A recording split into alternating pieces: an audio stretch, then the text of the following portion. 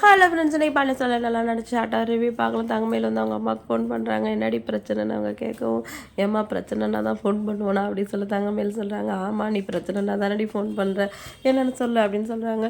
இந்த மாதிரி ராஜு வந்து மாமா கிட்ட டியூஷன் போகிறதுக்கு பர்மிஷன் வாங்கிட்டா அப்படின்னு சொல்லுவோம். பாத்தியா சில்லுவண்டா, அதெல்லாம் வந்து அதுக்கு பேசி காரியம் சாதிச்சுக்குது, அவ்வளோலாம் பார்த்து நீ கற்றுக்கோ, வேற என்னடி பிரச்சனைன்னு கேட்குறாங்க. இப்போ மாமா என்னையும் வேலைக்கு போன்னு சொல்கிறாருமா அப்படின்னு சொல்லவும், வேலைக்கு போனால் போன்னு தானே சொன்னார், போய் அவனு சொல்கிறல்ல, இதெல்லாம் ஒரு பிரச்சனையாக தலையில் ஏற்றிக்காத, பேசிக்கலாம் சொல்லிட்டு ஃபோனை வச்சிடுறாங்க. சரவணன் உள்ளே வராரு. அவர் ஒரு ஜாலி மூடில் வராரு. பாத்தியா ராஜு பிள்ளை பாரு நல்லபடியாக பேசி அதுக்கானது எப்படியோ காரியம் சாதிச்சிச்சு. எங்கள் அப்பா ரொம்ப நல்ல அப்பா, எங்களுக்காகவே யோசிப்பார். அவன் ஒரு பிள்ளையை பெற்றுட்டே வளர்க்க முடியாமல் இருக்கான். ஆனால் நாங்கள் வந்து 5 பிள்ளை நாங்கள் அவருக்கு, ஆனால் எங்கள் ஒருத்தருக்கும் அவர் பார்த்து பார்த்து எல்லாமே பண்ணுறாரு அப்படின்னு சொல்லி சரவணன் பெருமையாக சொல்கிறாரு. அது மட்டும் இல்லாமல் இப்போ மருமகனுக்காகவும் அவர் யோசிக்க ஆரம்பிச்சிட்டாரு அப்படின்னு சொல்கிறாரு.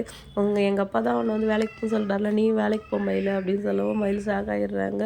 அப்போ எனக்குன்னு ஒரு மனசே இல்லையா அப்படின்னு கோமா பேசவும், என்ன மயில் கத்துற அப்படின்னு கேட்குறாரு.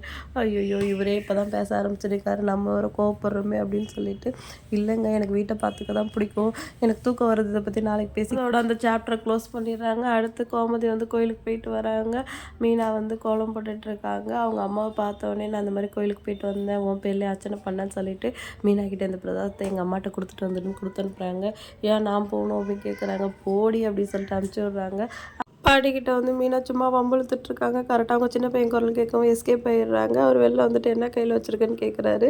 பிரசாதத்தை பார்க்குறாரு. அடுத்து கோமதி கையில் அர்ச்சனை கூட இருக்க பார்த்துட்டு, இன்னும் இந்த சாப்பாடு பரிமாறுறதை நீங்கள் நிறுத்தலையா, நம்ம வீட்டில் சோறு இல்லாமல் தான் கண்டவங்க வீட்டில் வாங்கி திங்கிறேன் அப்படின்னு சொல்லிட்டு திட்டிகிட்டு இருக்காரு.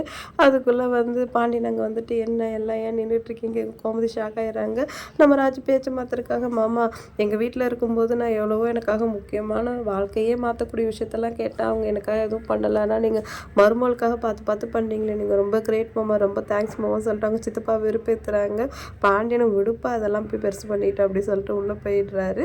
அடுத்து மீனா வந்து கதிர்கிட்ட, பாத்தியா கதிர், எங்கள் வீட்டில் இந்த வீட்டில் ஏதாவது ஒரு பிரச்சனைன்னா நான் கூட எங்கள் வீட்டை பற்றி ஒரு நிமிஷம் நினச்சி பார்ப்பேன், ஆனால் ராஜி பாரு நம்ம வீட்டுக்காக அவங்க வீட்டையே எடுத்து நிற்கிறா, ரொம்ப கிரேட் தான் அப்படி சொல்லிட்டு போகிறாங்க. உடனே கதிர் வந்து ராஜியை பெருமையாக நினச்சிக்கிறாரு. இன்றைக்கி எபிசோட் தர முடிஞ்சிருச்சு. வீடியோ லைக் பண்ணிக்கோங்க. இன்னொரு எல்லாமே மீட் பண்ணலாம். டாடா பாய்.